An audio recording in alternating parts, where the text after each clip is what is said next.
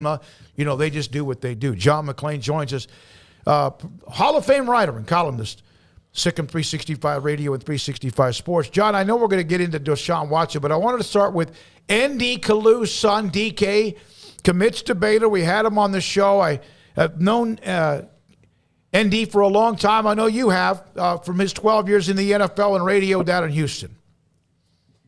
Andy told me about a year ago how his son was seriously looking at Baylor. And I said, well, if there's anything I can do to help convince him to go. And Indy goes, well, of course, I'd like for him to go to Rice, where Indy played, but I know Baylor is a great school. And that was before Baylor had that kind of season. And other schools were recruiting him. And I texted Indy today, congratulated him.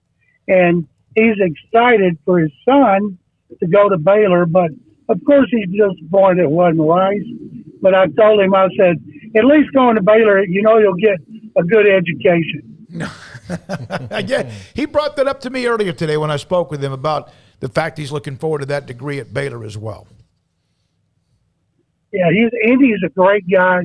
One of the ways he played 12 years, I don't think he ever made more than the minimum salary, which was one of the reasons he lasted 12 years, primarily as a reserve. He had a great work ethic, a great leader, really popular with his teammates, fans, and media, and I'm sure his son is going to be the same way.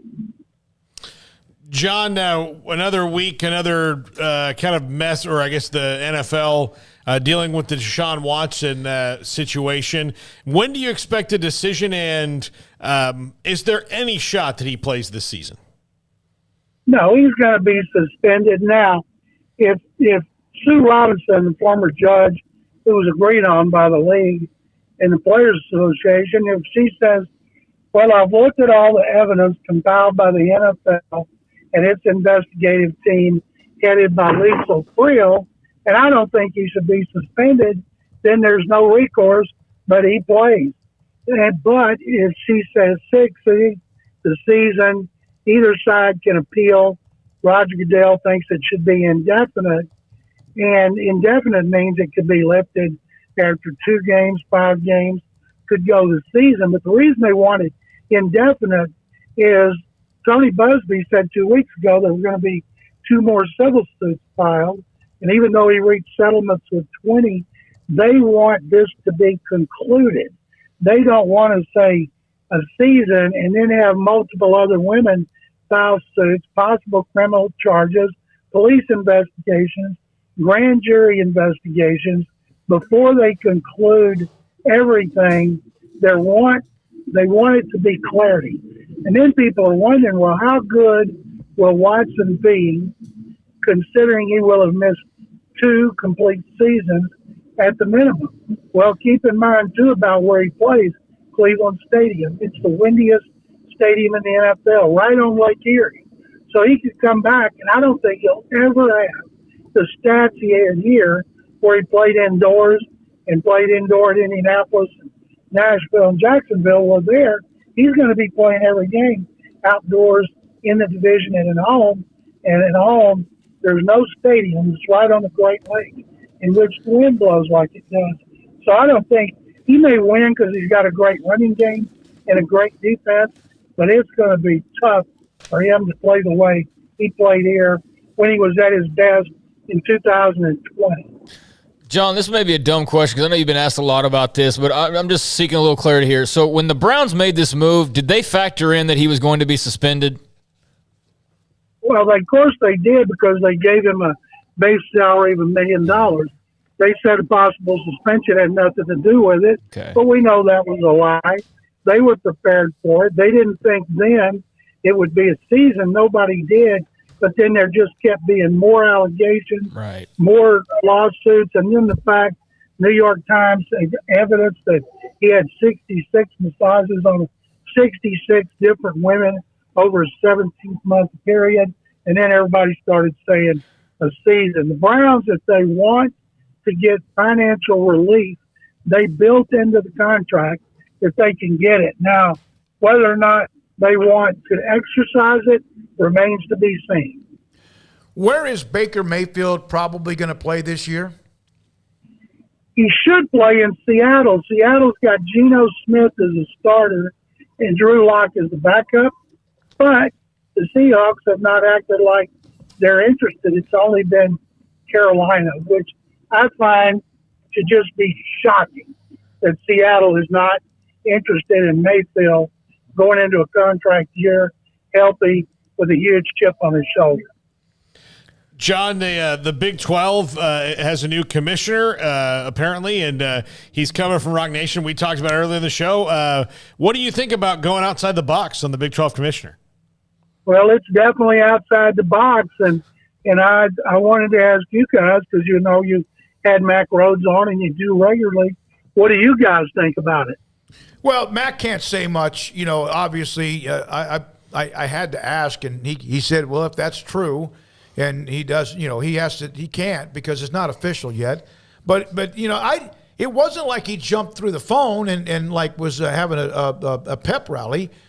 But he has been very much on record is that conference has to find different ways to get revenue and market themselves outside of the box. And this obviously your mark would be absolutely that kind of person, it appears.